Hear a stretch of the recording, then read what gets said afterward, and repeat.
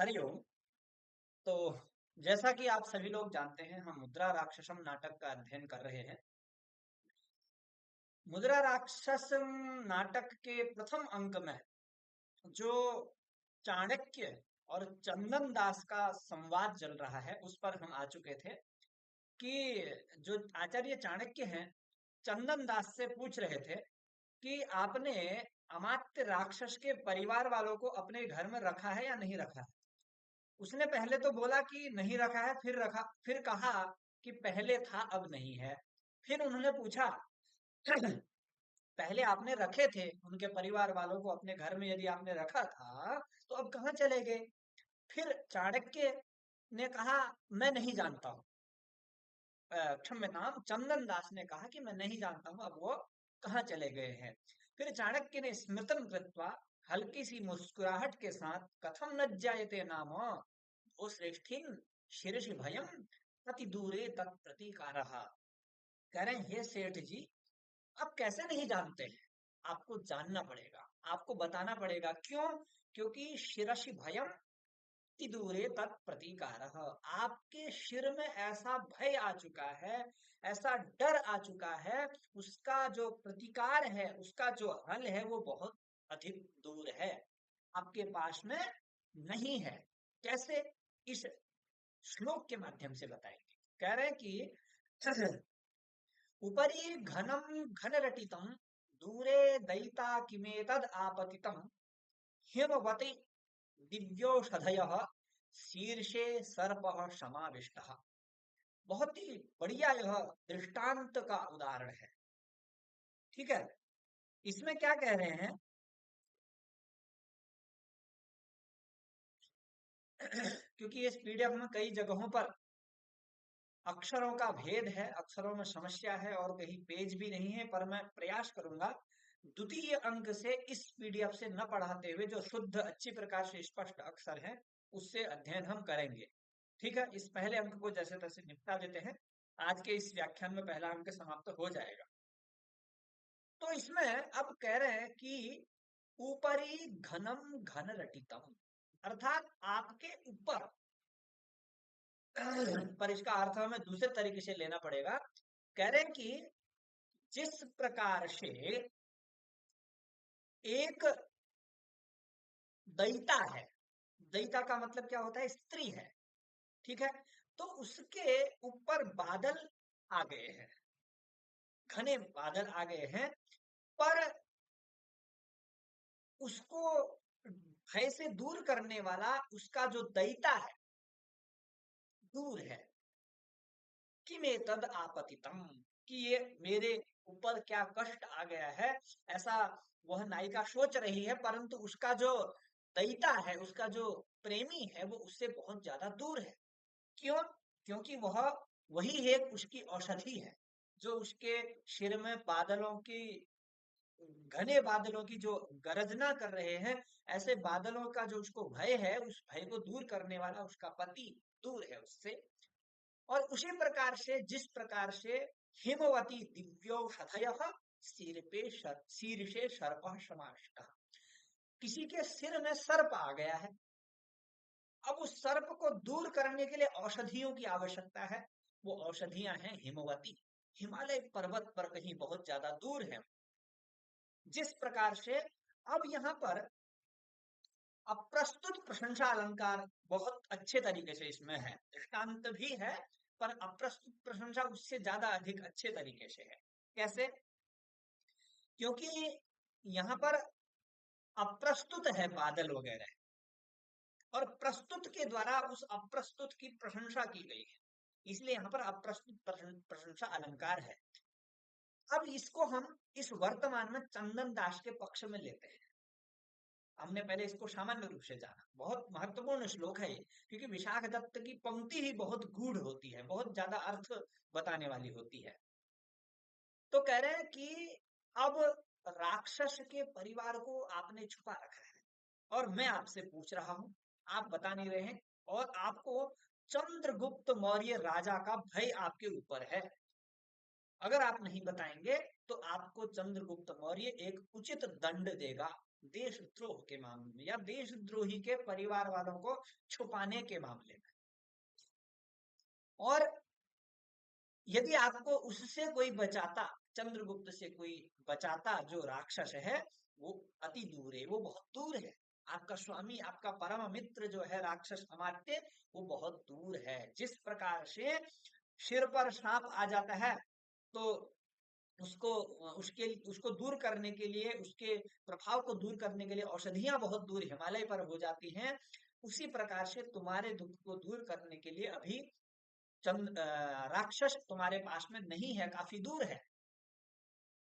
और आपके सिर में बादल, डर के बादल मंडरा रहे हैं। देखिए आगे क्या लिखा हुआ है, इसका हिंदी अर्थ देखते हैं। देखिए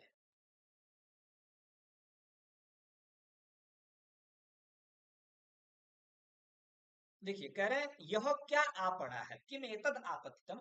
यह तो ऐसा ही है जैसा कि किसी परदेशी के सिर के ऊपर तो मेघों का गंभीर गर्जन हो रहा है और प्रिया पड़ी है दूर में, अथवा सांप सिर पर चढ़ गया है और दिव्य औषधियां हिमालय पर हैं। हाँ, दैता पत्नी को ले लीजिए या तो। और इसमें एक अर्थ ऐसा भी ले सकते हैं, क्योंकि एक बादलों का गरजना, एकांत, ये एक प्रकार के उद्दीपन विभाव भी होते हैं। ठीक है, तो यदि इन उद्दीपन विभावों में कोई नायक है, उसका अपनी नायिका के साथ रमण करने का मन हो रहा है, क्योंकि बादल गरज रहे हैं, अच्छा सा मौसम है, सुंदर प्रकृति का अच्छा मतलब उपवन है वहां पर। तो अब उसके लिए, उसके रमण को दूर करने के लिए, अर्थात उसके रमण का आनंद उसको प्राप्त करने कराने के लिए उसकी औषधि रूपी जो प्रिया है उससे दूर है। औषधि रूपी उससे उसकी प्रिया दूर है। अगर वो पास में होती तो वो दोनों आपस में रमण करते, उस प्राकृतिक वातावरण का, यथोचित वातावरण का आनंद वो लेते, परंतु वह दूर है। इस प्रकार से एक दृष्टांत भी दे सकते हैं।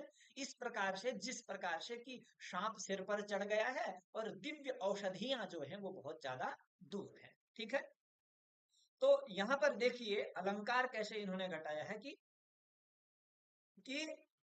यहाँ तात्पर्य यह है कि आपको भय है राजा से जो बिल्कुल नजदीक है, क्योंकि भय राजा से है, चंद्रगुप्त से, वो कुछ दंड ना दे दे। और प्रतिकार की आशा है राक्षस से जो अत्यंत दूर है। यहाँ अप्रस्तुत सिर पर भय के प्रतिपादन से, सिर पर भय जो है उसका प्रतिपादन किया जा रहा है, प्रस्तुत समीपवर्ती राजदंड रूप अर्थ के बोध होने के कारण प्रस्तुत प्रशंसा अलंकार है। ठीक है, ऊपरी घनम घनटितम, इस पद्य में अप्रस्तुत प्रशंसा अलंकार दृष्टांत अलंकार से संकीर्ण है, बाहर से दृष्टांत है उसमें, उस दृष्टांत अलंकार से संकीर्ण हुआ है, यानी कि ढका हुआ है, उस प्रकार का यहाँ पर अप्रस्तुत प्रशंसा अलंकार है। ठीक है, तो अब इस प्रकार से उन्होंने बोला उनको, चाणक्य ने। अन्यच्च कह रहे और नंदम इव विष्णुगुप्त इति अर्थोक्ते लज्जाम नाटयति, चंद्रगुप्तम अमात्य राक्षस समुच्छेद्यति इति नैवं मस्थाः। कह रहे ये मत सोचिए कि जिस प्रकार से विष्णुगुप्त, यानी मैंने नंद को समाप्त कर दिया, नंदम एवं विष्णुगुप्त, इतना ही बोल करके, आधी ही बात बोल करके उन्होंने कहा ऐसा मत सोचना कि जो राक्षस है वो चंद्रगुप्त को उखाड़ करके फेंक देगा। एवं मस्थाः, मां एवं मस्थाः, ये लुंग लकार का है। मांग नमांग योगे में अटागम नहीं होगा, और मांगी लुंग, मांग के योग में लुंग लकार हो जाता है। ठीक है, तो ऐसा मत मानिए कि राक्षस जो है वो चंद्रगुप्त को उखाड़ फेंकेगा, जिस प्रकार से मुझ विष्णुगुप्त ने नंद को समाप्त कर दिया था, ऐसा मत सोचिए। राक्षस के वश का कुछ नहीं है। ठीक है, इसके बाद अब इस श्लोक के माध्यम से बता रहे हैं कैसे, किस प्रकार से आप चंद्रगुप्त को उसके राज्य से नहीं हटा सकते हैं, कैसे, देखिए कह रहे विक्रांतैर्नयशालिभिः सुशचिवैः स्त्रीर्वक्रनाशादिभिः नंदे जीवति या तदा न गमिता स्थैर्यं चलन्ती भुः तामेकत्वमुपागतां द्युतिमिव प्रह्लादयन्तीं जगत् कश्चन्द्रादिव चन्द्रगुप्त पते कर्तुम व्यवस्येत पृथक। इसमें शार्दुल विक्रीडित छंद है। इसमें क्या कह रहे हैं कि कह रहे हैं जिस प्रकार से नंद, राजा नंद के जीते जी, अभी एक सामान्य अर्थ भूमिका जैसा अर्थ मैं आपको बताते हूँ, फिर शब्दशः भी जान लेंगे। कह रहे हैं जिस प्रकार से नंद के जीते जी उसके सुसचिव, अच्छे अच्छे मंत्री, वक्रनाशादि मंत्री, वक्रनाश उनके टाइम पे एक मंत्री हुआ करता था, तो वक्रनाशादि भी, ये एक सूत्र है अभी नीचे आएगा, उससे यहाँ पर नकार को नकार हो जाता है, ठीक है। तो वक्रनाश आदि सुसचिवों के द्वारा नंद के जीते जी जो राजलक्ष्मी है वो स्थिर नहीं की गई थी। अर्थात वो कभी किधर जाती थी, कभी किधर जाती थी, कभी कोई जीत लेता था, कभी कोई जीत लेता। और वो सचिव कैसे थे? विक्रांत न्यायशाली भी, अर्थात क्रांत है नीति जिनकी, बहुत अच्छी नीति वाले थे वो लोग। इस तरह के सुसचिवों के द्वारा, वक्रनाशादि सुसचिवों के द्वारा नंद के जीते जी जो लक्ष्मी आपके द्वारा, उनके द्वारा स्थिर नहीं की गई थी, उस लक्ष्मी को आज कौन चंद्रगुप्त से दूर करना चाहेगा? किस प्रकार से करें? जिस प्रकार से चंद्रमा से उसकी चांदनी को दूर नहीं किया जा सकता है, उसी प्रकार से तुम चंद्रगुप्त से उसकी राजलक्ष्मी को अलग नहीं कर सकते हो। देखिए कह रहे हैं ना, ताम एकत्व उपागताम द्युतिम इव प्रह्लादयंतीम जगत, और जो जगत को, सारी प्रजा को आनंदित कर रही है, इस प्रकार की श्री ही, यहां से लेंगे श्री ही, कह चंद्रात इव चंद्रगुप्ते, चंद्रगुप्त नृपते चंद्रात द्युतिम इव पृथक कर्तुम व्यवश्येत, उसको अलग कौन करना चाह रहा है? किस प्रकार से?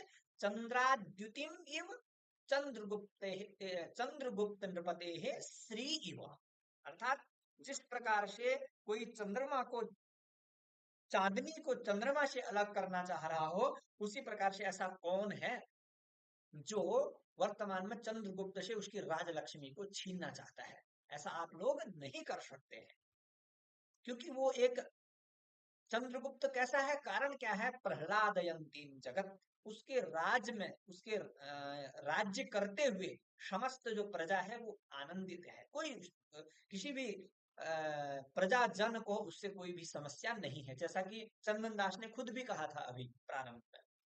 तो देखिए इसका अन्वयार्थ यदि हम देखेंगे तो कैसा होगा कि विक्रांत नयशाली भी सुसचिव श्री वक्रनाशादि भी या लक्ष्मी या श्री नंदे जीवती तदा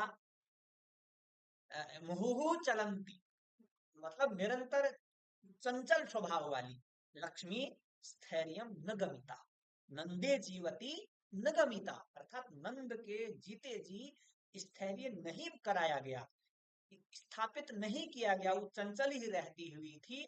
उस प्रकार से अब तुम लोग एकत्व उपागताम, जो एकत्व को प्राप्त हो गई है, अर्थात एकमात्र चंद्रगुप्त को जिस राज लक्ष्मी ने चुन लिया है उसी पर स्थिर हो गई है, उसी प्रकार से तुम अब उस चंद्रगुप्त से उसकी राजलक्ष्मी को अलग नहीं कर सकते। उपमा दी किस प्रकार से? जिस प्रकार से चंद्रमा से उसकी चांदनी को अलग नहीं किया जा सकता है, ठीक है। तो ये बात इस श्लोक के माध्यम से उन्होंने कह दी। यहाँ पर उपमा अलंकार है बहुत ही अच्छा, द्वितीयम इव, ठीक है। द्वितीयम इव यहाँ पर ये उपमा अलंकार का बहुत अच्छा उदाहरण है। पिचम, और कहते हैं कि आस्वादित विरतशोणित शोण शोभाम, ये हमने देखा था ना अंक के प्रारंभ में ही, इस प्रकार से उन्होंने बोला था कि आस्वादित, आस्वादित विरदशोणित शोण शोभाम संध्यावणाम विवश कलाम शशलांछनस्य, अर्थात चंद्रगुप्त से उसकी लक्ष्मी को छीनना या चंद्रगुप्त के ऊपर आक्रमण करना उतना ही कठिन है जितना कि एक बहुत क्रोधित हुए शेर के मुख के दांतों को गिनना, या शेर के मुख से उसके दांतों को निकालना जैसा कठिन है। और ऐसा शेर है वो जिसने अभी अभी एक हाथी का वध करके उसके रक्त का पान किया हुआ है। ये चीजें हमने प्रारंभ, इस आस्वादित, ये वाला श्लोक है प्रारंभ में ही, 10 12 के आसपास श्लोक होगा, उसमें हमने देखा था। ठीक है। तो फिर चंदन दास मणिमन कहता है कि स्वगतम मणिमन फलेन संवादितम अस्य विकथितम। कह रहे हैं ये जो कह रहा है चंद्रगुप्त चाणक्य, वास्तव में इसने करके दिखाया है, तो इसका कहना अच्छा लग रहा है। फलेन संवादितम अस्य विकथितम, अर्थात ये जो चीज कहता है वो करके दिखाता है, इसलिए यह इसका बोलना अच्छा लग रहा है। ठीक है। तो वास्तव में बात वही है। अगर कोई अपनी व्यर्थ की प्रशंसा करता है, जो करता है नहीं पर वही कहता रहता है, तो वो खाली व्यर्थ की विकथन हो गया, व्यर्थ की अपनी आत्म प्रशंसा हो गई। पर जो जैसा करता है, करके दिखाता है, तो व्यर्थ कहाँ हुआ, है ना। तो अब इसके बाद नेपथ्य कल कलह। अब नेपथ्य में कुछ ध्वनि सुनाई देती है शोर की। ठीक है। अब मुझे लगता है इसके बाद, हाँ,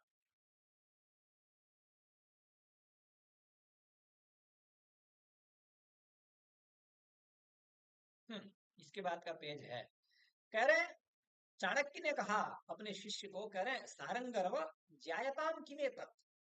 कह रहे हैं कि जानिए ये क्या हो रहा है, नेपथ्य की ओर से ये आवाज किस प्रकार की आ रही है। ऐसा उन्होंने अपने शिष्य से जानने के लिए बोला। फिर शिष्य इति निष्क्रम्य पुनः प्रविश्य, शिष्य बाहर देखने गया कि शोर कहाँ हो रहा है। देख करके फिर वापस आया और बोला, करे उपाध्याय एषः राज्यश्चंद्रगुप्तस्य आज्ञया राज राजापथ्यकारी क्षपणको जीव सिद्धि सन्निकारम नगरान निर्वास्यते। अब देखिए, कह रहे कि राजा चंद्रगुप्त की आज्ञा से वो जो राजा का अहित चाहने वाला क्षपणक जीव सिद्धि था, जीव सिद्धि नाम का जो सन्यासी था, वो सन्निकारम अर्थात अपमान पूर्वक नगर से निकाला जा रहा है, नगर से उसको बाहर किया जा रहा है, इसलिए ये शोर हो रहा है। क्योंकि वो आज्ञा दी थी, पहले ही चाणक्य ने बोला था कि उसको बाहर निकाल लिया जाए। तो वो ये सूचना दे रहा है शिष्य कि ऐसा, इसलिए वहां पर शोर हो रहा है। ठीक है। क्योंकि ये क्षपणक जो है सन्यासी है, ब्राह्मण है। पूर्व हमारे ग्रंथों में बोला है कि सन्यासी और ब्राह्मण को कोई दंड नहीं दिया जाता है, उसको नगर से बाहर निकाल दिया जाता है यदि उसका कोई दोष अपराध हो तो। ठीक है। तो अब चाणक्य इस उदाहरण को देखते हुए, इस सामने के दृश्य को देखते हुए फिर से चंद्रगुप्त को सावधान करते, नहीं, चाणक्य चंद्रन दास को सावधान करते हुए कहता है, चाणक्य शपड़क अथवा अनुभवतु राजापथ्यकारित्वस्य फलम। करे अच्छा, उसको बाहर निकाला जा रहा है, ठीक है, वो अपने ही कर्म का फल भोगे। अर्थात उसने राजा के विपरीत चलने की चेष्टा की, उसने साहस किया कि राजा के विपरीत चला, वो राजद्रोह कार्य उसने किया, इसलिए वो अपने कर्म का फल भोगे। वो श्रेष्ठिन चंदन दास, फिर चंदन दास को कह रहे हैं, हे चंदन दास, अब भी संभल जाओ। एवं अयम राजा पथ्यकारिषु तीक्ष्ण दंडो राजा। कह रहे हैं ये राजा कोई सामान्य नहीं है, ये नंद वंश के किसी धनानंद जैसे राजा राजा नहीं है। वो राजा पथ्यकारिषु तीक्ष्ण दंड, जो राजा के विपरीत चलते हैं, अर्थात जो राजा के राजद्रोह करते हैं, राजा को मारना चाहते हैं, राजा के प्रति हमेशा अनुचित सोचा करते हैं, उन पर वो कठोर दंड देता है। ध्यान रखिए, ये आपके सामने देखा जा रहा है कि जो सन्यासी क्षपणक है, उसको नगर से अपमान करते हुए धक्के दे करके बाहर निकाला जा रहा है। इसलिए आप अपने बारे में सोचिए। तत्क्रियताम पथ्यम सुहृद वचः, करें, इसलिए कह रहे हैं मित्र की बात को मान लीजिए, मित्र के हित की बात को मान लीजिए। समर्प्यताम राक्षस गृह जन अनुभूयताम चिर विचित्रो राज प्रसाद। कह रहे हैं अर्पित कर दीजिए, राक्षस के परिवार वालों को जो आपने छुपा रखा है, वो मेरे को आप अर्पित कर दीजिए, और आप विचित्रो राज प्रसाद अनुभूयता, आप अपने जीवन का आनंद लीजिए। चिर विचित्रो अर्थात लंबे समय तक, विचित्र राज प्रसाद अर्थात आपको एक इनाम भी दिया जाएगा, पुरस्कार दिया जाएगा, आपको अच्छा घर दिया जाएगा। वैसे भी वो शेठ है, उसको क्या कमी है, इसलिए भी ऐसा बोला जा सकता है। तो कह रहे इसलिए आप उसको अर्पित कर दीजिए और आप खुश रहिए। चंदन दास फिर कहता है, नास्ति में गे हे अमात्य गृह जन, कहता है नहीं है मेरे घर में, राक्षस के परिवार वाले मेरे घर में कहीं भी नहीं है। फिर वो मना कर रहा है। फिर नेपथ्य में आवाज आती है। अब देखिए चाणक्य का दूसरा काम यहाँ फल दिखा रहा है। जो जो चाणक्य ने कहा था ऐसा करना वैसा करना, वो अब सामने होते होते आ रहे हैं, हो करके आ रहे हैं।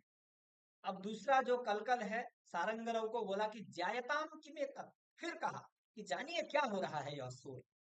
फिर उसका शिष्य जो है वो बाहर निकल करके देख करके आता है और बताता है, कहता है कि अयम अपि राजा पथ्यकारी एव कायस्थ शकटदासः शूलम आरोपयितुम नियते। कह रहे ये दूसरा राजद्रोही है, दूसरा देशद्रोही है शकटदास, जिसको फांसी पर चढ़ाने के लिए नियते ले जाया जा रहा है। ठीक है, एक को फांसी लगाई जा रही है और एक को नगर से निकाला जा रहा है, क्योंकि दोनों के दोनों ने राजद्रोह नामक अपराध किया है। अब चाणक्य फिर कह रहे हैं स्वकर्म फलम अनुभवत, कह रहे हैं वो भी अपने कर्म का फल भोगे, कोई बात नहीं, ठीक है। भो श्रेष्ठिन एवं अयम राजा अपथ्यकारिषु तीक्ष्ण दंडो नमर्ष इष्यति राक्षस कलत्र प्रच्छादनम भवतः। कह रहे हैं ये जो राजा है ये बहुत कठोर दंड देने वाला है राजद्रोहियों को, राजा के लिए अनुचित व्यवहार करने वालों। आपने जो राक्षस के परिवार को छुपा रखा है, इस प्रकार के आपके दोष को नमर्शयिष्यति, क्षमा नहीं करेगा। ध्यान रखिए, आपको भी बख्शा नहीं जाएगा, आपको माफ नहीं किया जाएगा अगर आप राक्षस के परिवार वालों को घर में इस प्रकार से छुपाए रखेंगे तो। फिर कहते हैं तब रक्ष पर कलत्रेण आत्मान कलत्रम जीवित, करें इसलिए परकलत्रेण, उस दूसरे के परिवार को छुपाने से अपनी रक्षा कर लो और अपने परिवार की भी रक्षा कर लो। ठीक है, एक मिनट में देख लेता हूँ। हाँ, तद रक्ष पर कलत्रेण आत्मन कलत्रम जीवितं च, अर्थात दूसरे के परिवार को आपने छुपा रखा है। आप अगर मारे जाएंगे, आपको यदि राजा कुछ दंड देगा तो उसी कारण से देगा कि दूसरे के परिवार को आपने क्यों छुपाया, और आपके परिवार को भी दंड मिलेगा, आपको भी मिलेगा, इसलिए सुधर जाओ।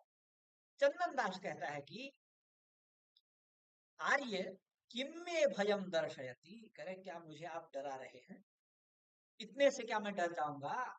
संतम अपि गेहे अमात्य राक्षसस्य गृहजनम समर्पयामि किम पुनः असंतम।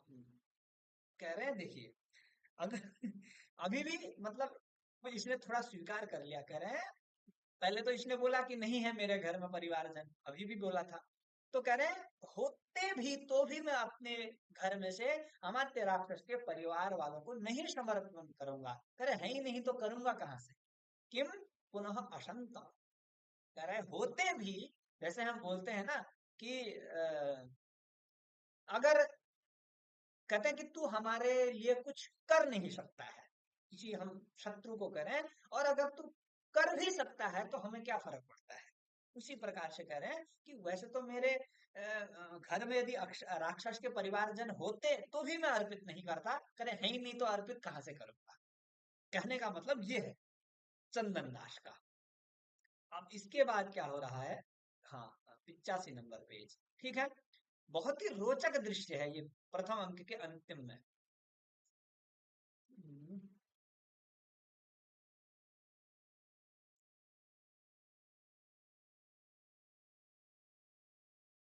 हाँ तो किम पुनरसंतम, ठीक है।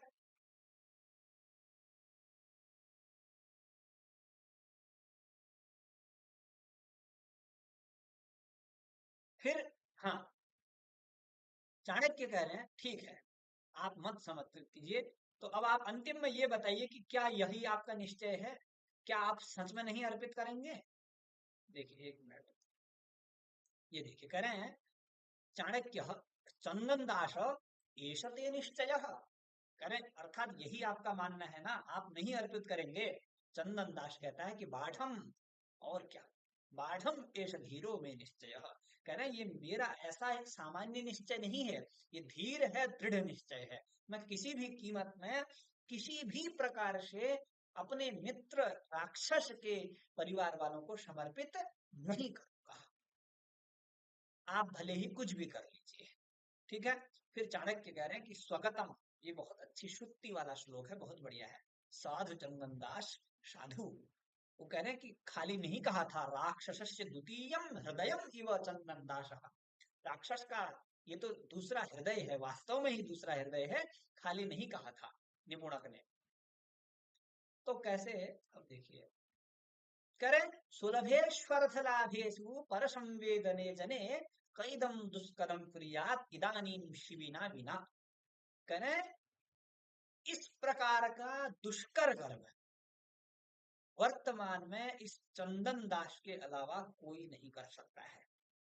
जिसको पता है मुझे राजा दंड देगा, मैं देशद्रोही कर्म कर रहा हूं, फिर भी वह अपने मित्र के परिवार को समर्पित नहीं कर रहा है, उसके लिए अपने शरीर का, अपने जीवन का त्याग कर देगा, पर समर्पित नहीं करेगा, अपने प्राणों को बलि दे देगा। किस प्रकार से, जिस प्रकार से कह रहे शिवी नाम के एक राजा थे, उन्होंने एक कबूतर की रक्षा करने के लिए अपने शरीर को काट काट करके, टुकड़े दे दे करके अपने शरीर का त्याग कर दिया था।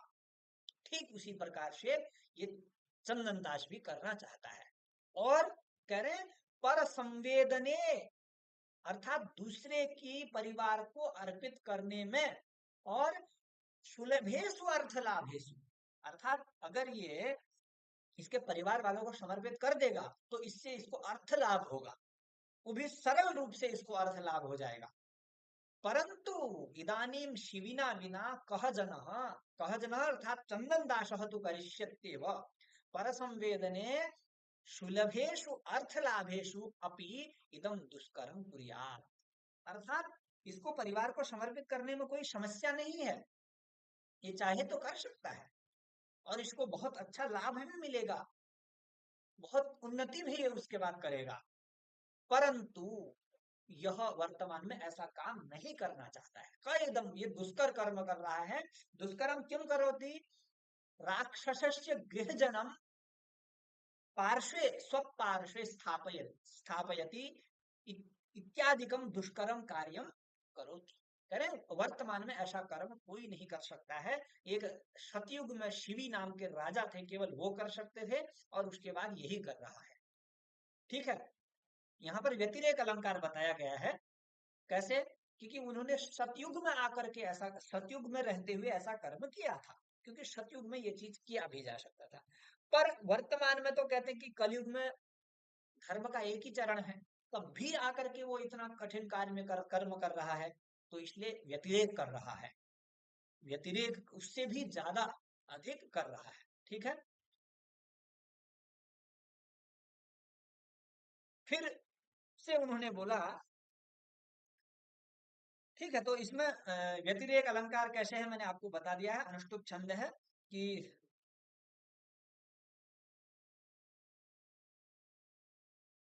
अर्थात सतयुग का व्यतिरेक कर दिया है, सतयुग में ऐसा करता तो चलता, पर कलयुग में आकर के भी इतना कठिन कर्म कर रहा है, तो तब ये उससे व्यतिरेक है।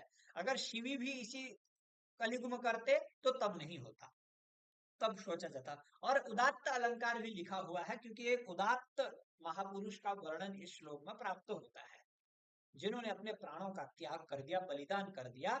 इस वाले श्लोक में सुलभेश्वर लाभेशु वाले में उदात्त अलंकार भी है। ठीक है। फिर से चाणक्य ने पूछा, चंदन दास एषते निश्चय, करें क्या सच में आपका यही निश्चय है, आप समर्पित नहीं करेंगे? चंदन दास कहता है, बाढ़ करें ओम, हाँ बिल्कुल मेरा यही निश्चय है, मैं नहीं करूंगा समर्पित। फिर चाणक्य सक्रोधम, क्रोध आ गया उनको, क्रोध पूर्वक कहते हैं, आह दुरात्मन तिष्ठ दुष्ट वणिक, करें रुक जा, रुक जा दुष्ट शेठ, अनुभूयताम तरहि नरपति क्रोध। ठीक है, अब आप राजा के दंड को भुगतने के लिए तैयार हो जाइए, राजा के क्रोध को अब आप सहन कीजिए, यदि आपको समर्पित नहीं करना है तो। चंदन दास कहता है, सज्जोस्मी बाहु प्रसार्य, हाथों को आगे करके दंड, जैसे हाथ आगे कर देते हैं ना, जैसे कोई अपराधी होगा तो उसको यदि पुलिस वाले हथकड़ी लगाने आते हैं तो हाथ आगे कर देते हैं, तो ये भी इसी प्रकार से कर रहा है, मैं तैयार हूं। जो भी मुझे दंड मिलेगा मैं उसको सहने के लिए तैयार हूं, परंतु अपने मित्र के परिवार वालों को समर्पित किसी भी कीमत में नहीं करूंगा। ठीक है। सज्जोस्मि अनुतिष्ठतु आर्य आत्मनोधिकार सदृशम। करें आप अपना कर्तव्य कीजिए, मैं तैयार हूं। आप अपना कर्तव्य कीजिए, मैं अपना कर्तव्य कर रहा हूं जो मित्र के प्रति मुझे करना चाहिए। वास्तव में इस नाटक में इन दोनों की गहरी मित्रता प्रदर्शित की गई है। अगर इनके चरित्र चित्रण की भी बात की जाए तो वास्तव में बहुत कुछ सीखने को मिलता है। ठीक है। अब चाणक्य बोलते हैं, सारंगरव को आदेश देते हैं। इसके बाद का पेज इसमें नहीं है, मैं बता रहा हूं, आप उसको सुन लीजिए ध्यान पूर्वक। जो जो इस कक्षा से अभी जुड़े हैं, सुन रहे हैं या बाद में देख रहे हैं, वो एक बार कमेंट करके बताइएगा कि आप सुन रहे हैं या नहीं, समझ में आ रहा है या नहीं। ठीक है। क्या कह रहे हैं कि सारंगरव उच्चताम अस्मद् वचनात् काल पाशिको दंड पाशिकश्च शीघ्रम अयम दुष्ट वणिक निगृह्यताम। अब वही जो दोनों फांसी लगाने वाले व्यक्ति हैं, किसी को दंड देने वाले होते हैं, उनको कह रहे हैं कि शीघ्र ही आप उनको आदेश दीजिए कि इस दुष्ट शेठ को पकड़ लीजिए। ये नहीं मान रहा है, इसको सीधे गिरफ्तार कर लीजिए। ठीक है। जैसे पुलिस वाला हवलदार को आज्ञा देता है, उसी प्रकार से कहते हैं। अथवा रुकिए, सारंगराव को रहे या रुकिए, उच्चताम दुर्गपालो विजयपालश्च गृहीत गृहसारम एनम शपुत्र कलत्रम संयम्य रक्षतावत यावत मया विश्लाय कथ्यते स एव अस्य प्राणहरम दंडम आज्ञापयिष्यति। या रुकिए, या ऐसा करते हैं कि मेरी आज्ञा से दुर्गपाल और विजयपाल को, क्योंकि उनका जो दुर्गपाल और विजयपाल है उनका इसका मतलब कुछ दूसरा कार्य होगा, उनका फांसी लगाने वाला कार्य नहीं होगा। कह रहे आप उनको कहिए कि इसके परिवार वालों को पकड़ लें और अपने पास सुरक्षित रखें। संयम में रक्ष दावत, अर्थात अपनी बंदी बना लें इसके परिवार वालों को। और मैं स्वयं जाकर के वृषलाय कथ्यते, मया वृषलाय कथ्यते, मैं स्वयं ही चंद्रगुप्त मौर्य को जाकर के कह देता हूं इसके बारे में कि वो स्वयं ही इसको दंड देंगे। प्राण हरम दंडम आज्ञापयिष्यति, वही इसको स्वयमेव ही प्राण दंड देंगे, मैं स्वयं जाकर के चंद्रगुप्त को कहता हूं। शिष्य बोलता है, यदाज्ञापयति उपाध्याय श्रेष्ठिन इतः इतः। ठीक है। तो श्रेष्ठी को हाथ पकड़ करके ले जाते हैं। चंदन दास उत्थाय क्या कहता है, मणिमन आर्य अयम आगच्छामि, मैं आ रहा हूं। स्वगतम दिष्ट्या मित्र कार्येण में विनाशो जनितः न पुनः पुरुष दोषेण। कितनी बहुत भयंकर बात की है इन्होंने। देखिए ये वाला पेज नहीं है शायद।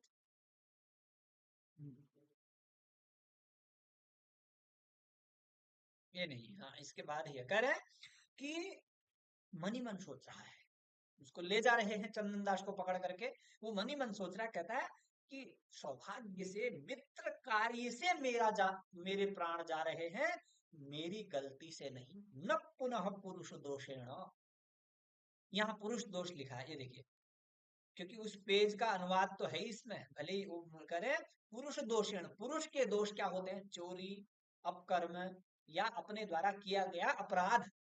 अर्थात वो अपराध क्या कर देता, अगर वो मित्र के साथ विश्वासघात कर देता तो उसके पुरुष के द्वारा उसको दंड मिलता, तब तो पुरुष दोषेण हो जाता उसका नाश। परंतु मित्र कार्येण, मित्र के प्रति जो मेरी समर्पणता का भाव है उसके लिए मुझे मृत्यु दंड मिलेगा, पर मेरा कोई दोष नहीं है इसमें। इस बात से मैं अपने आप को सौभाग्यशाली समझता हूँ, कोई मुझे दिक्कत नहीं है, मैं खुशी खुशी अपने प्राणों को त्याग कर दूंगा अपने मित्र के लिए। जैसे वृक्ष कटिकम में भी एक जगह चारुदत्त कहता है कि यौवनम अपराध्यति न मे चारित्र्यम। कह रहे हैं अगर कुछ भी, अगर मेरे द्वारा अगर वसंत सेना के प्रति मेरा यदि प्रेम हुआ है तो केवल प्रेम हुआ है। यौवनम अपराध्यति, क्योंकि मेरी युवावस्था है इसलिए प्रेम हो गया, पर मैंने चरित्र के द्वारा कुछ बुरा नहीं किया है, मेरे चरित्र निष्कलंक है। मैंने जो वसंत सेना है उसको मैंने नहीं मारा है, क्योंकि उस पर दोष लग जाता है ना कि वसंत सेना को इसने मारा है। जबकि वो जिंदा रहती है, बेहोश कर देता है कोई दूसरा, वो राक्षस, उसमें राक्षस नहीं है, उसमें वो है, शकार है, उस शकार मार देता है। तो उसी तरह की बात यहाँ भी है। ठीक है, तो वो अपने मित्र के प्रति प्राण देने के लिए तैयार हो गया है। फिर परिक्रम शिष्येण सह निष्क्रांत, फिर वो वहां से चले जाते हैं। फिर चाणक्य कहता है सहर्षम अंत लब्ध इदानीम राक्षस कुतः, करें अब तो अगर ये चंदन दास हमारे हाथ में आ गया है तो मान लीजिए हमने राक्षस को ही पकड़ लिया है। पहले तो जब अंगूठी हाथ में आई थी तो तब बोल रहे थे कि अब मान लीजिए कि हमने राक्षस को ही पकड़ लिया है। अब जब कह रहे हैं हंत लब्ध इदानीम राक्षस, कैसे राक्षस कैसे पकड़ लिया है भैया? फिर एक छोटा सा श्लोक है, कह रहे हैं त्यजत त्यजत्य प्रियवत प्राणान यथा तस्यायमापदी तथैवास्यापदी प्राणा नूनम तस्यापि न प्रियाः। अब कैसे कह रहे हैं? कह रहे हैं जिस प्रकार से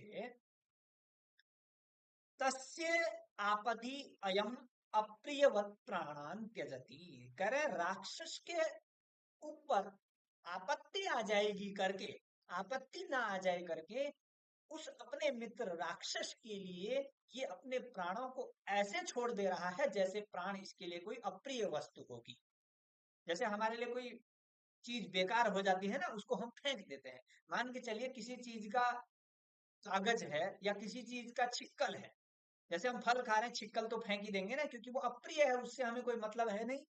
उसी प्रकार से कह रहे हैं कि जिस प्रकार से ये अपने प्राणों को अप्रिय वस्तु की तरह राक्षस के लिए त्याग दे रहा है, एक न एक दिन राक्षस भी इसके लिए अपने प्राणों को त्याग देगा। क्योंकि जब इस पर आपत्ति आएगी, क्योंकि हम इसको मृत्यु दंड नहीं देंगे, इसको अपने पास रखेंगे और मृत्यु दंड के लिए ले जाएंगे और राक्षस को कहेंगे कि चंदन दास को मृत्यु दंड दिया जा रहा है, उतने में वो इसके लिए अपने अर्थात समर्पित कर देगा। कहेगा ठीक है, आप मेरे मित्र के लिए कुछ मत कीजिए, मैं चंद्रगुप्त मौर्य का अमात्यत्व स्वीकार करता हूं। इस प्रकार से राक्षस को हम पकड़ लेंगे, ऐसी उनके मन में योजना आ गई। वास्तव में होता भी ऐसा ही है अंतिम में, यही अंतिम है राक्षस का। वो स्वीकृति इसलिए ग्रहण करता है क्योंकि चंदन दास को अभी से लेकर के 7वें अंक में फांसी के लिए ले जाएंगे। अभी देखना आप बीच में क्या क्या चीजें होती हैं, वो होंगी। ठीक है, तो ऐसा उन्होंने कहा, छोटी सी बात कही श्लोक के माध्यम से, पर अच्छे तरीके से कही है कि जिस प्रकार से ये अपने प्राणों को उसके लिए त्याग रहा है, उसी प्रकार वो अपने प्राणों को इसके लिए त्यागेगा, अर्थात समर्पित कर देगा अपने आप को। ठीक है, तो इसमें उत्प्रेक्षा अलंकार है। ठीक है। हम्म, उपमा भी है। उपमा, उपमा कैसे है? उपमा भी कई लोग मानते हैं इसी प्रकार से, मतलब दोनों की तुलना की गई है ना, कि जिस प्रकार से चंदन दास ऐसा कार्य कर रहा है, सेम उसी प्रकार से समान रूप से राक्षस भी ऐसा कार्य करेगा। ठीक। अब इसके बाद फिर से नेपथ्य में पर्दे के पीछे शोर होता है। थोड़ा सा और बचा हुआ है, इसको पूरा कर ही लेंगे हम। जो शोर होता है, चाणक्य कहता है कि जानिए क्या होता है। फिर चाणक्य कहता है, शिष्य जान करके आता है और बताता है, क्या कहता है कि उपाध्याय एष खलु शकटदासः वध्यमानं वध्यभूमेः, अच्छा, शकटदासं वध्यमानं वध्यभूमेः आदायं आदाय समपक्रांतः सिद्धार्थकः। कह रहे हैं अब क्या, जिस शकटदास को फांसी पर चढ़ाने के लिए ले जाया जा रहा था, उसको वहां से छीन करके जो बचा करके जो सिद्धार्थक है वो ले गया। क्योंकि सिद्धार्थक को चाणक्य नहीं बोला था, जैसे ही वो उसको फांसी लगाने लगे, आप उसको वहां से भगा करके राक्षस के पास ले जाना और वहां से पुरस्कार लेकर के आना। ठीक है, तो वो ले गया, कह रहे हैं उसको फांसी पर चढ़ा रहे, वध्य भूमि है आदाय, अर्थात वध करने वाली भूमि से लेकर के समपक्रांत भाग गया वहां से। फिर चाणक्य मनी मन कह रहे हैं साधु सिद्धार्थक, साधु बिल्कुल ठीक कर रहे हो मनी मन, पर साधु कृत कार्यारंभ, आपने काम शुरू कर दिया है, वाह बहुत अच्छा। प्रकाशम प्रसह्य किमपक्रांत, पर अब दूसरी आवाज में तो ये थोड़ी कहेंगे कि मैं भगा रहा हूं, भगा तो वही है, पर लोगों को दिखाने के लिए तो यही बोलेंगे ना कि पकड़िए पकड़िए प्रसह्य किमपक्रांतः सक्रोधम वत्स उच्चताम भागुरायणो यथा त्वरितम संभावय इति। कहना है भागुरायण को बोलिए जल्दी जल्दी से कि वो इस सिद्धार्थ को पकड़िए, इसको भागने मत दीजिए। निष्क्रम्य प्रविश्य प्रवेश करके आता है, कहता है कि शविषादम कह उपाध्याय हाधिक कष्टम अपक्रांतो भागुरायण। आप जिसको कह रहे हैं कि सिद्धार्थ को पकड़ने के लिए वो स्वयं भाग गया, भागुरायण भी भाग गया है। कुल मिलाकर के ये क्यों भाग रहे हैं? इनको भागने के लिए खुद चाणक्य ने ही बोला है सब। ये बनी बनाई योजना है। चाणक्य मनी मन होता है व्रजतु कार्य सिद्धि, करें आप सभी लोग जाइए अपने कार्य सिद्धि में लगे रहिए। प्रकाशम शक्रोधम, शक्रोधम एवं क्रोध पूर्वक बोलते हैं। वत्स उच्चताम अस्मत् वचनात् भद्र भट्ट पुरुष दत्त। पूर्व सबके नाम यहाँ स्पष्ट नहीं है। हाँ हाँ हाँ, भद्र भट्ट पुरुष दत्त हिंगुरात बलगुप्त राक्ष राजसेन रोहिताक्ष विजय वर्माण शीघ्रम उपसृत्य गृह्यताम दुरात्मा भागुरायण। अब भागुरायण भी भाग गया। अब भागुरायण को पकड़ने के लिए इतने लोगों को लगा रहे हैं। ये जो भद्र भट्ट पुरुष दत्त तरंगित इत्यादि हैं, कर इन सभी को कहिए कि विजय वर्माण शीघ्रम उपसृत्य अमात्या दुरात्मा भागुरायण गृह्यताम, दुरात्मा भागुरायण को पकड़ लीजिए। शिष्य ऐसा बोल करके आता है, फिर प्रवेश करता है। हाधिक, अब देखिए क्या गजब का है। कह रहे हैं हाधिक कष्ट है सर्व में, वो कह रहे हैं वो तो सुबह ही भाग गए हैं यहाँ से जिनको आप कह रहे हैं। आकर के कहता है सर्वमेव तंत्रम आकुलीभूतम ते खलु भद्र भट्ट प्रभृतयः प्रथम उषस्येव अपक्रांतः। करे सारा तंत्र राजतंत्र अस्त व्यस्त हो गया है, आकुलित व्याकुलित हो रहे हैं लोग, सभी इधर उधर भाग रहे हैं। ते खलु भद्र भट्ट प्रभृतयः प्रथमम प्रथमतरम उषसी, प्रथमतरम उषसी मतलब प्रातः काल के पहले प्रहर में, उषा काल में ही वो लोग भाग गए हैं। ठीक है, अब वो भाग गए हैं करके चाणक्य को मनी मन तो अच्छा ही लग रहा है ना, क्योंकि वो स्वयं उन्होंने ही भगा रखे हैं। तो मनी मन क्या कह रहे हैं, देखिए क्या कह रहे हैं। स्वगतम सर्वेशम एवं शिवा पंथा न संतु, करें सभी के जो कार्य हैं वो सिद्ध हो, सभी का जो मार्ग है वो कल्याणकारी हो, सभी को अपने कार्यों में सिद्धि मिले। प्रकाशम वत्स अलम विषादे न पश्य, करें कष्ट करने की कोई दिक्कत नहीं है, भागने दो इनको, कोई बात नहीं। अलम विषाद है ना, विषाद की आवश्यकता नहीं है। ठीक है, एक बात मैं और आपको कहना चाहूंगा, कहीं पर व्याकरणात्मक टिप्पणी अगर आपको जाननी हो आप बता दीजिएगा, क्योंकि मुझे ऐसा लगता नहीं है कहीं पर जरूरत आपको पड़ रही होगी। जहां पर पड़ रही थी मैंने बता दिया है। जैसे वहां पर चंद्राद द्युति में चंद्र से उसकी श्री को वहां पर पृथक बिना नानाभि से या अपादाने पंचमी से, ध्रुवम अपाय अपादानम से अपादान संज्ञा होकर के पादाने पंचमी से पंचमी विभक्ति हो जाएगी, और पृथक बिना नानाभि तृतीयान्तरिष्याम से भी पंचमी विभक्ति होगी बिना के हो। ठीक है, और भी जगह जहां पर बिना का प्रयोग आया था, इदानीम शिविना बिना वो आया था, तो इन जगहों पर आप देख लीजिएगा। अब यहाँ पर जो आचार्य चाणक्य है वो उन सभी लोगों के वहां से भाग जाने के बाद कह रहे हैं चिंता मत कीजिए, भागने दीजिए सबको।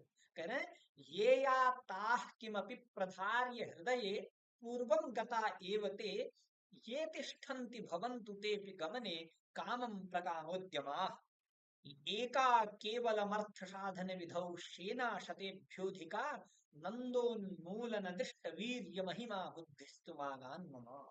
करे भले ही सब लोग चले जाएं, परंतु करे ये हृदय किमपि प्रधार्य पूर्वम गता, पूर्वमेव गता।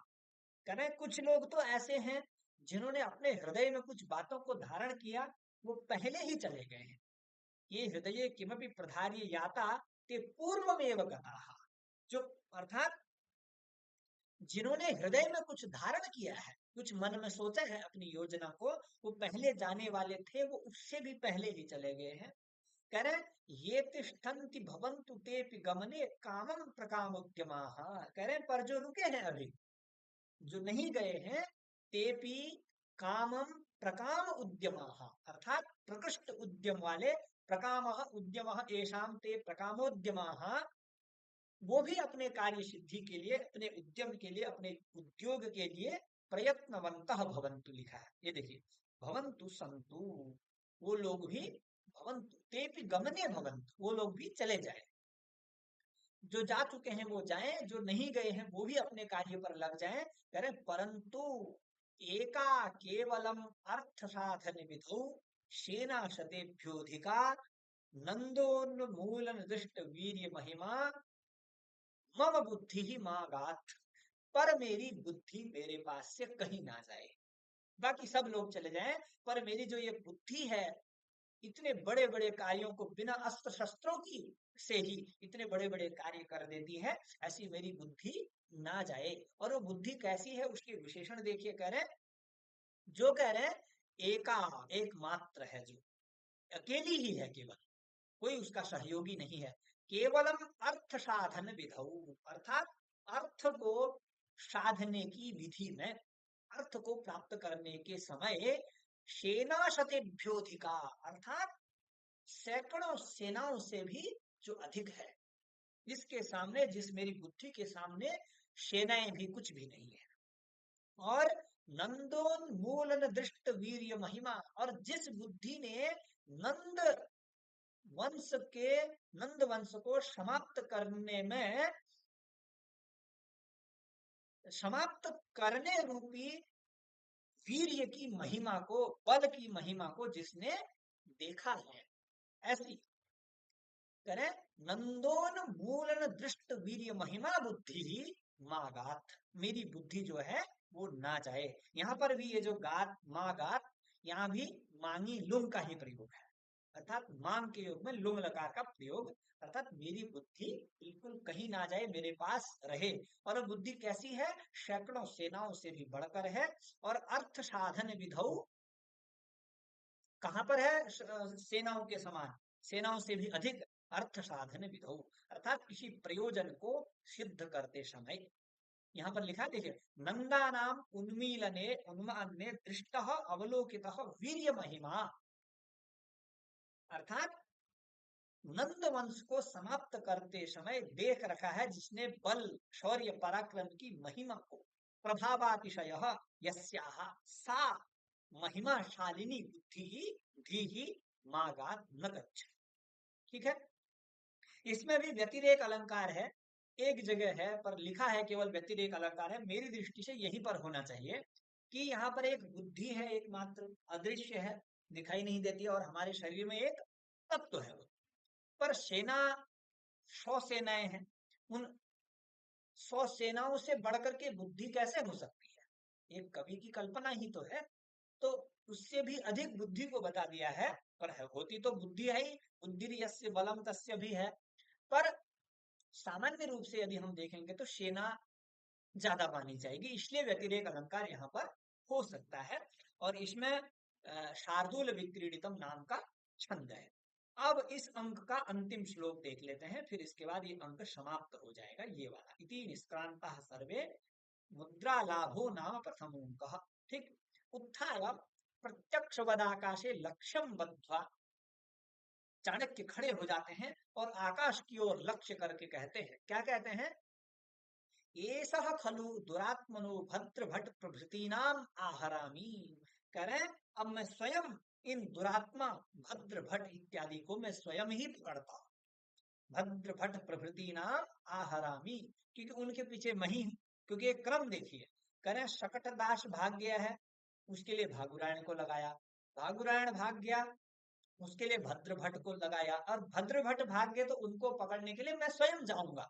आत्मगतम दुरात्मन राक्षस, पर मनी मन राक्षस को बोल रहे हैं कि हे दुरात्मा राक्षस, इदानीम यास्यसि एषो हम अचिरात भवन्तम्, कहाँ भागेगा, जिसको मैं क्या करूंगा, किस प्रकार से मैं पकड़ूंगा, वो इस श्लोक के माध्यम से बता रहे हैं।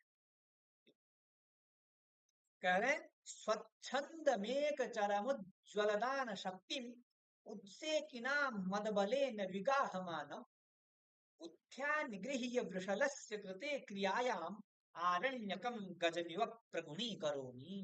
कह रहे तुझ राक्षस को मैं उस प्रकार से पकड़ूंगा जिस प्रकार के जंगली हाथी, जिस प्रकार से जंगली हाथी को हम पकड़ करके उसको साध करके अंकुश लगा करके भार ढोने वाला बना देते हैं, उसी प्रकार से मैं तेरे को एक राज्य भार वहन करने वाला बना दूंगा।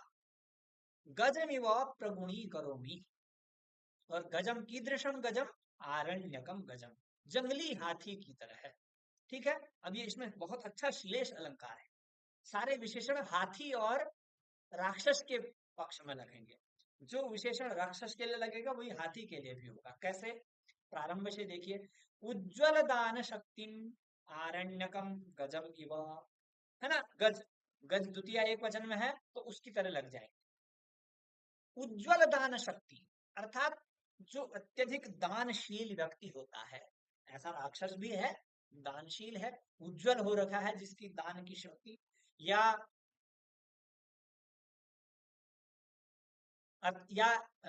जिसकी शक्ति दान देने से बढ़ चुकी है, जो दान देने में प्रसिद्ध है। और दान हाथी के पक्ष में कैसे लेंगे? दान का मतलब होता है मद, जो हाथी की जवानी में उसके यहाँ पर गंडस्थल से बहता रहता है, उसका मद जल, उसको दान कहते हैं।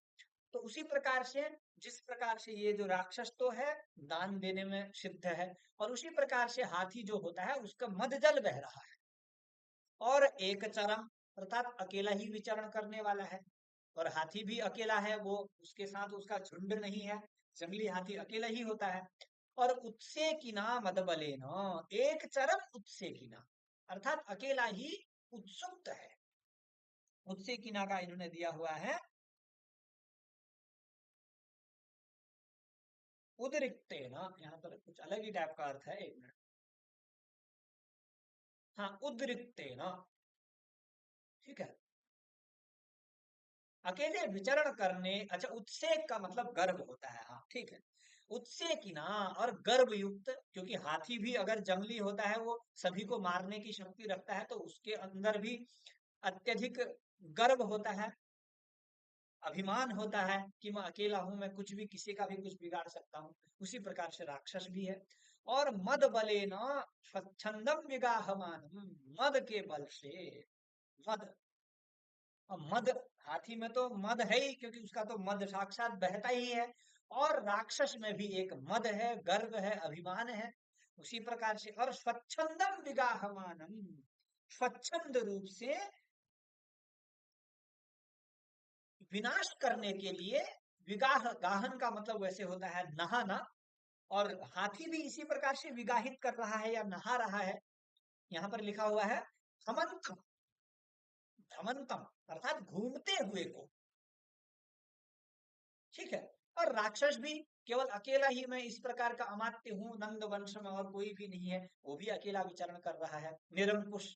और बुद्धिया निगृह्य, अपनी बुद्धि से, निगृह्य मतलब पकड़ करके, वृषलस्य कृते क्रियायाम गजम इव आरण्यकम गजम इव प्रगुणी करोमि, उसको चंद्रगुप्त के लिए पकड़ करके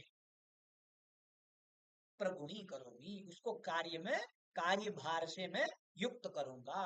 जिस प्रकार से जंगली हाथी को पकड़ करके उसको सिखा करके भार ढोने के योग्य बनाया जाता है, उसी प्रकार से मैं इसको राज्य का वहन करने योग्य बना दूंगा। तो ऐसी प्रतिज्ञा इन्होंने फिर से इस प्रथम अंक के अंतिम में कर दी है, ताकि आगे के अंकों के लिए भी एक अभिलाषा बनी रहे, एक इच्छा बनी रहे कि आगे क्या होगा। तो ऐसा कह करके सभी लोग मंच से चले जाते हैं, जितने भी नाटक हैं, नट हैं। और इति मुद्रा लाभो नाम प्रथम अंक, और पहले अंक का नाम मुद्रा लाभ है। ऐसे में ही ये प्रथम अंक यहाँ पर समाप्त हो जाता है। अब इसके बाद हम दूसरा अंक प्रारंभ करेंगे अग्रिम व्याख्यान से, ठीक है। इसमें वसंत तिलका नाम का छंद था, और गजम इव यहाँ पर उपमा अलंकार है, ठीक है। कोई दूसरा भी दिया होगा तो देख लेता हूँ। हाँ, श्लेष तो है, श्लिष्ट उपमा कह सकते हैं, श्लिष्ट उपमा। श्लेष दो दो अर्थ हैं और उपमा भी है। ठीक है, चलिए, तो अभी के लिए बस इतना ही। सभी का धन्यवाद। नमो नमः।